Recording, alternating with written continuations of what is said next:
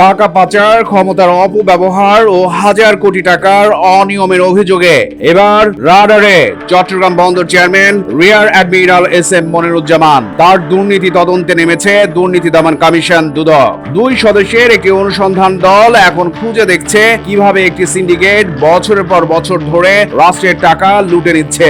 বন্দর চেয়ারম্যানের বিরুদ্ধে অভিযোগ উঠেছে বিপুল অবৈধ সম্পদ অর্জনের। নৌবাহিনীর এই শীর্ষ পর্যায়ের কর্মকর্তা বর্তমানে সরকারি সফরে বিদেশে রয়েছেন।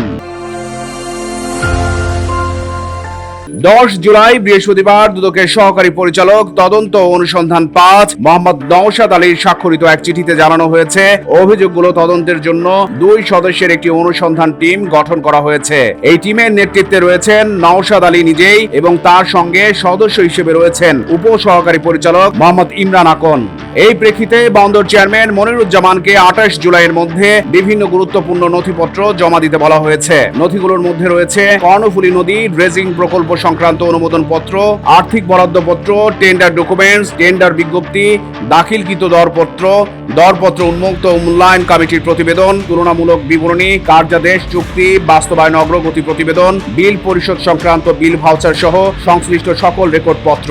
দুদকের পাঠানো চিঠিতে বলা হয়েছে, অভিযোগের সুষ্ঠু ও গভীর তদন্তের জন্য সংশ্লিষ্ট কাগজপত্র অত্যন্ত জরুরি। Rear admiral S M Moniruzzaman গত বছরের 11 আগস্ট চট্টগ্রাম বন্দর কর্তৃপক্ষের চেয়ারম্যান হিসেবে যোগ দেন। তিনি রিয়ার অ্যাডমিরাল মোহাম্মদ সোহাইলের স্থলাভিষিক্ত হন। দুর্নীতি, জোরপূর্বক গুম এবং হত্যা সহ বিভিন্ন অভিযোগে সোহাইল গত বছরের 20 আগস্ট গ্রেপ্তার হওয়ার পর থেকে কারাগারে আছেন। চট্টগ্রাম বন্দরে যোগ দেওয়ার আগে বর্তমান বন্দর চেয়ারম্যান মনিরুজ্জামান শিপিং কর্পোরেশনের ব্যবস্থাপনা পরিচালক, ডিইডব্লিউ লিমিটেডের ব্যবস্থাপনা পরিচালক, সেনা কল্যাণ সংস্থার ডিজিএমআইএস এবং কমান্ডার চট্টগ্রাম নৌ অঞ্চলের চিফ স্টাফ অফিসার হিসেবে দায়িত্ব পালন করেছেন। মহা হিসাব নিরীক্ষক ও নিয়ন্ত্রক সিএজি দপ্তরের চট্টগ্রাম বন্দর কর্তৃপক্ষের 2023-24 অর্থ বছরের অডিট প্রতিবেদনে প্রায় 1314 কোটি টাকার 72টি বড় ধরনের অনিয়ম চিহ্নিত করা হয়েছে। এর মধ্যে 44টি অনিয়ম রয়েছে যার মূল্য প্রায় 265 কোটি টাকা। প্রতিবেদনে বলা হয়, এই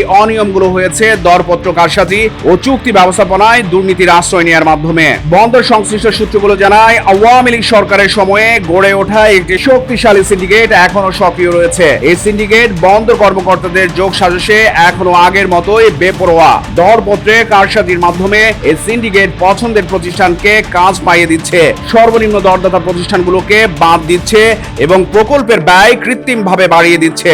এর ফলে সরকারকে বিপুল পরিমাণ আর্থিক ক্ষতির মুখোমুখি হতে হচ্ছে।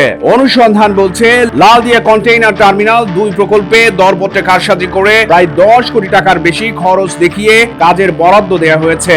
সম্প্রতি বন্দরে বিদ্যুৎ বিভাগে এমন কয়েকটি গুরুতর দুর্নীতির ঘটনা প্রকাশিত হয়েছে চট্টগ্রাম প্রতিদিনে। চট্টগ্রাম প্রতিদিন নিউজ ডেস্ক।